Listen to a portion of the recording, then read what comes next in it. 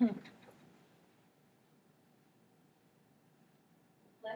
3.3, rate of change and slope. Our essential question is, how do you find the rate of change from a table or a graph? The rate of change. Sometimes you can think of the rate of change as how much something is changing over time, when one of your variables is time. What we are going to think about with the rate of change is that it is the change in y. The change in y. So the y coordinates, the change in the y coordinates divided by the change in the x coordinates. So how much y is changing divided by how much x is changing is going to tell us the rate of change. You might remember that when time was one of our variables, it was always on the x-axis, which would kind of make sense that if one of our variables was time, it would be how much something is changing over time. Like over meaning fraction, over time.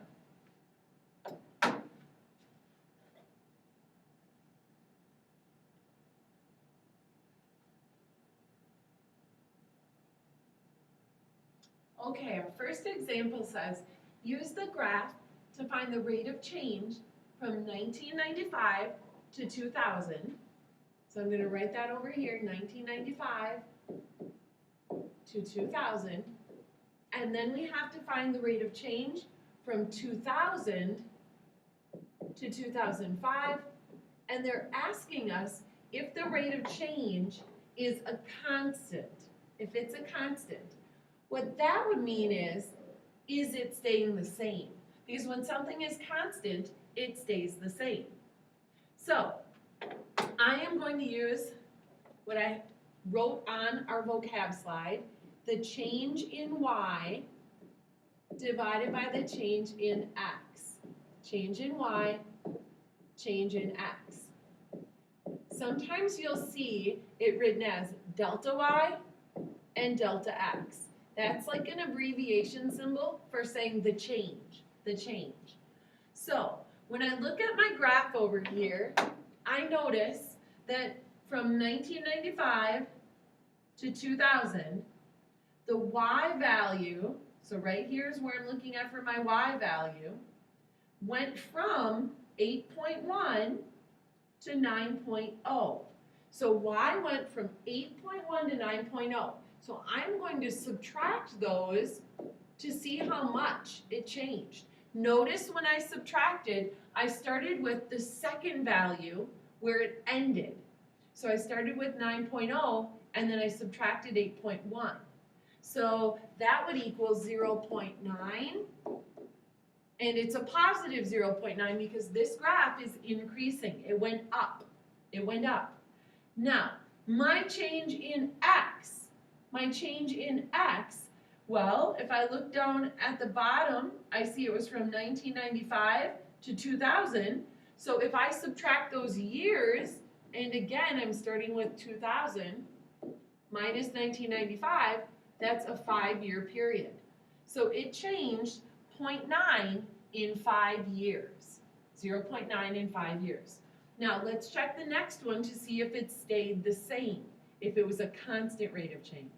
The next one, my change in y, so I'm going up. So it went from 9.0 to 9.9. So if I subtracted those, 9.9 minus 9.0, that's a positive change, positive 0.9, or 9/10. Then I go across to find my change in x. So now I'm talking about from 2000 to 2005. So I subtract those and I find out that it is a 5-year period again. So I should be able to say that because these rates of change were exactly the same, 0.9 divided by 5, that it is a constant rate of change.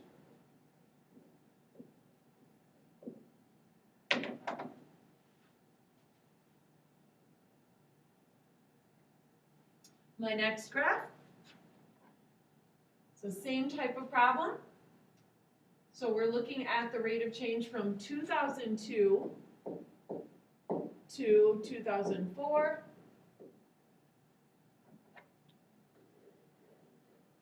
And then 2004 to 2006.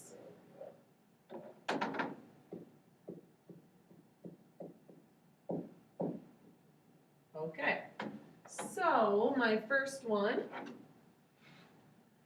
it's changing from 7.0 up to what's marked at 8.9. So I have to subtract that, the change in y, over the change in x. So be careful here. So my y values, 8.9 minus 7.0. So that would be 1.9. And then to find the change in x, I look at how many years, 2002 to 2004. So that is a 2-year period. So 1.9 divided by 2 is what my rate of change looks like for that first interval. Now for the second interval, change in y over change in x, well, I know my time is 2006 to 2004. I know it's a 2-year interval. I'm going to go back to my graph now. So this one is at 8.9 and this one's at 12.1. So I'm going to have to subtract those. 12.1 minus 8.9 to see what I get. And then here's my 2-year interval for x. Okay, so if I subtract those, 12.1 minus 8.9, I'm going to have to do a little borrowing. So 11 minus 9 is 2, and then 11 minus 8 is 3. So this one changed 3.2 in that 2-year period. So that is clearly not the same as changing 1.9. So this is not a constant. When I compare these, you could divide them if you wanted to, divide them out, but because the denominators were both 2's, I'm not even going to do that. I recognize that if the denominators are 2, then the numerators would have to be the same for it to be a constant.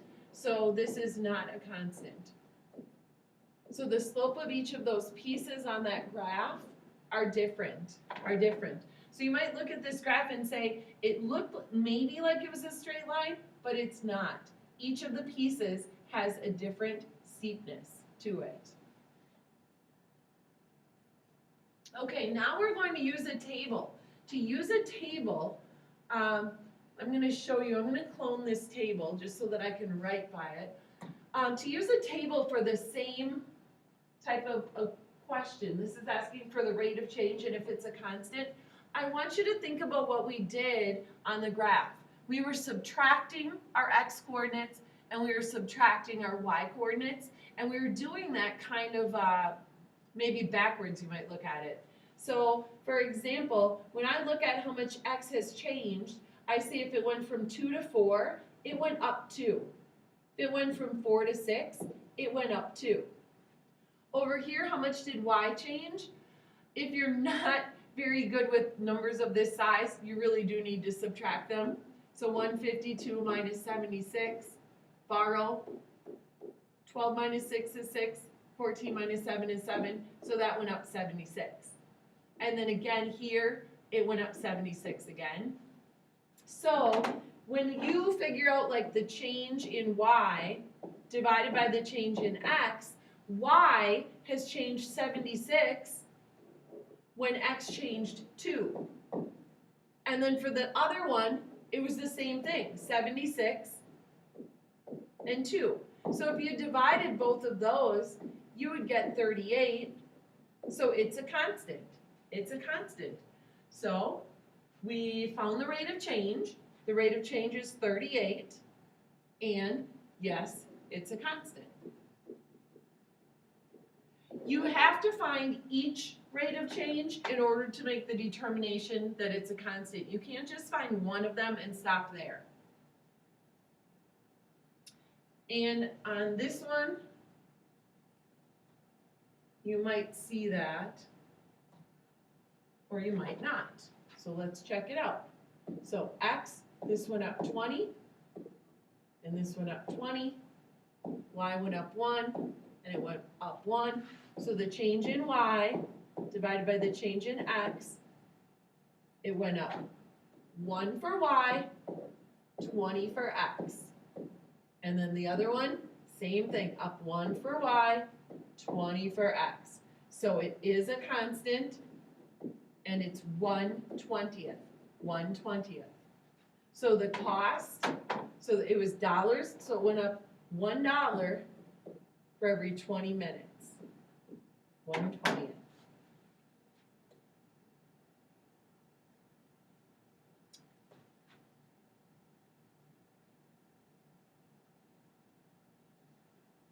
Okay. Now the directions on this one changed a little bit. It says determine whether the function is linear and explain. Well, you've got a couple of options to figure out if something is linear. You could graph it. You could always graph this. Or you could use the rate of change. Because we saw in those first two graphs that when the rate of change is the same for each piece, it is a line. It is a line.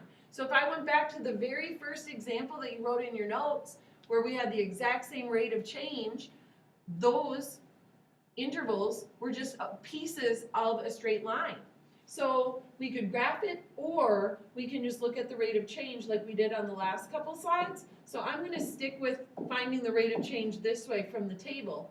X is going up 1 each time, and it's going up 6, 6, and then 6. So my rate of change, the change in y over the change in x, for all of these is 6/1, or 6. So yes, this is going to be linear. It's going to be a straight line if you graph it, because the rate of change is a constant.